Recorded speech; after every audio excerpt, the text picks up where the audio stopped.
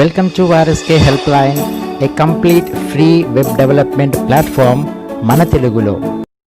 Hello friends, welcome back to my new brand series of Angular authentication in Telugu. So this is video number 11.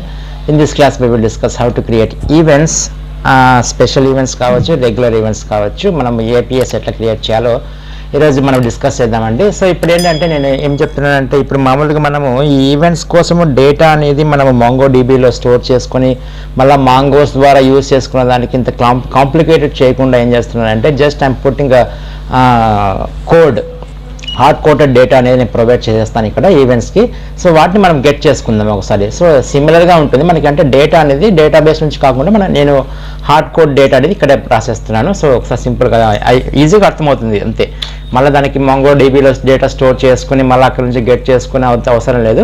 Just ఈజీగా ఉండేదానికోసం complicated చేయకుండా నేను rough data అనేది provide చేసేస్తాను ఇక్కడ. So ఇక్కడ ఏం చేస్తానంటే API.js ఓపెన్ చేసుకోండి. ఈ జావాస్క్రిప్ట్ ఫైల్ ఓపెన్ చేసుకోండి. ఇందులో router.get ఆఫ్ ఇక్కడ ఏంటి మనకి పాత ఏంటి /events అని ఇస్తాను. ఈవెంట్స్ సెకండ్ పారామీటర్ ఏంటంటే it is request and response. I'm using fat arrow method. So one callback function. So in this I'm defining one array. Let events is equal to I'm taking one array. So ఈ array ఏం చేస్తున్నానంటే నేను rough data అనేది రాసి పెట్టానండి. So I'm pasting that data into that an array. Okay చూడండి. So ఒక్కొక్క array వచ్చేసి ఒక్కొక్క ఆబ్జెక్ట్ వచ్చేసి ఒక ఈవెంట్ అనుకుందాం. So that events having property ID and name and city. So ఈ విధంగా మనకి డిఫరెంట్ ఈవెంట్స్ అనేవి ఉన్నాయి అనుకుందాం. వీటిని మనం ఇప్పుడు గెట్ చేద్దాం.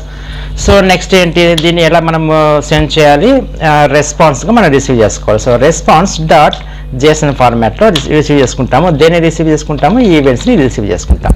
So simple. సో ఇప్పుడు నేను దీన్ని ఇలాగే ఇదే డేటా నేను ఏం చేస్తానంటే, సో ఈ డేటా నేనేం చేస్తాను, సో సేమ్ కాపీ పేస్ట్ చేసుకుంటాను ఫర్ స్పెషల్ ఈవెంట్స్ కోసం. Copy and I'm doing paste. But కాకపోతే ఇక్కడ ఈవెంట్స్ బదులు ఏం చేస్తాను, నేను స్పెషల్ అని రాస్తాను. SPECIAL special events. సో ఇవి మీకు ఏ ఈవెంట్స్ అయినా తీసుకోవచ్చు, కాకపోతే ఇక్కడ మీకు శాంపుల్ ఎగ్జాంపుల్ కోసం మాత్రమే కాబట్టి నేను ఇక్కడ రఫ్ హార్డ్ కోటెడ్ డేటా అని తీసుకున్నాను నేను.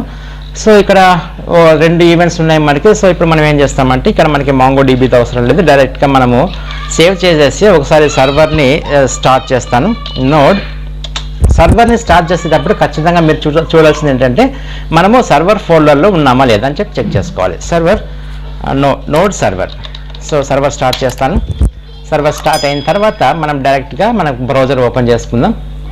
సో ఇక్కడ బ్రౌజర్ ఓపెన్ చేసుకుని ఇక్కడ ఏం చేస్తాను, same local host port number 3000/API/ first ఏంటి ఈవెంట్స్ టైప్ చేసినట్టయితే ఆ డేటా అనేది మనకి సక్సెస్ఫుల్గా రిట్రీవ్ అవుతుంది చూడండి. సో అలాగే ఇంకొక బ్రౌజర్ తీసుకుంటాను. So here local host port number 3000/API/ special events SPECIAL special events. So ఆటోమేటిక్గా మనకి స్పెషల్ ఈవెంట్స్ కూడా మనకి డేటా అనేది గెట్ కావడం జరుగుతుంది. ఓకే, సో ఈ విధంగా మనం ఈవెంట్స్ని గెట్ చేసుకోవచ్చు త్రూ API.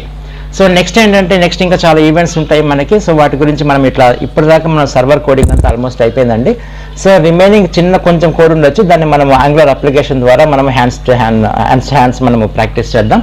సో నెక్స్ట్ క్లాస్లో ఏం చేద్దామంటే, ఒక ఆంగులర్ అప్లికేషన్ మనం జనరేట్ చేద్దాం. జనరేట్ చేసిన తర్వాత ఇప్పటిదాకా రాసినటువంటి సర్వర్ కోడింగ్ని మనము ఆంగులర్ అప్లికేషన్ ద్వారా ఎలా హ్యాండిల్ చేయాలని చెప్పేసి నెక్స్ట్ వీడియో నుంచి మనం డిస్కస్ చేద్దాం. ఓకే గైస్, నెక్స్ట్ వీడియో మళ్ళీ కలుద్దాం. Until then have a nice day. Bye bye.